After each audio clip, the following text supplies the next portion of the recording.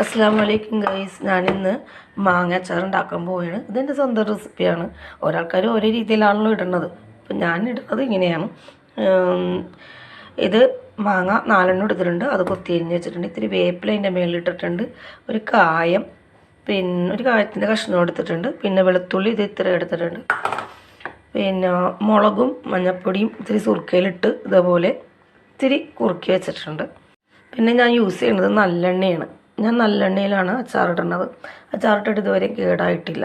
വെളിച്ചെണ്ണ ഇടുമ്പോൾ മിക്കപ്പോഴും ചീത്താവാറുണ്ടായിരുന്നു. വേറെ ഒന്നും ഞാൻ ആഡ് ചെയ്യാറില്ല. വെളിച്ചെണ്ണ ചെയ്യാറില്ല. ഞാൻ നല്ലെണ്ണയാണ് യൂസ് ചെയ്യുന്നത്. അപ്പോൾ അടപ്പത്ത് ചട്ടി വെച്ച് നല്ലെണ്ണ ഞാൻ ചൂടാക്കിയിട്ടുണ്ട്. ഇനിയിപ്പോൾ നമുക്കൊരു ഈ കഷ്ണം കായം അങ്ങോട്ട് ഇട്ട് കൊടുക്കാം.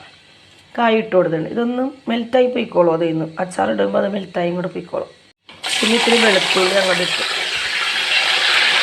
ഞാൻ മാങ്ങ ഇട്ടിട്ട് ഞാൻ ആ എണ്ണയിലോട്ട് മാങ്ങ ഇട്ടിട്ടുണ്ട്. ഈ എണ്ണയിലോട്ട് ഒന്ന് വഴറ്റണം.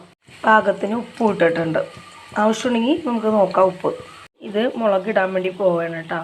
ഞാൻ കുറച്ച് ഉപ്പും കൂടി ഇട്ടിട്ടുണ്ട്. ഇനി ഇതിനുള്ളിൽ പഞ്ചസാരയും കൂടി ഇടും. പിന്നെ അത് കഴിഞ്ഞ് സെറ്റായി. പിന്നെ ഇതുപോലെ ഒന്ന് ചൂടായി ഒന്ന് ഇതാക്കി വെച്ച് കഴിഞ്ഞാൽ കുറച്ച് ദിവസം ഇരിക്കും. എൻ്റെ അച്ചാർ റെഡി. എണ്ണ ഉണ്ടെന്ന് പറഞ്ഞാൽ കുഴപ്പമൊന്നുമില്ല കേട്ടോ, സെറ്റായിക്കോളും. അപ്പോൾ എൻ്റെ അച്ചാർ റെഡി.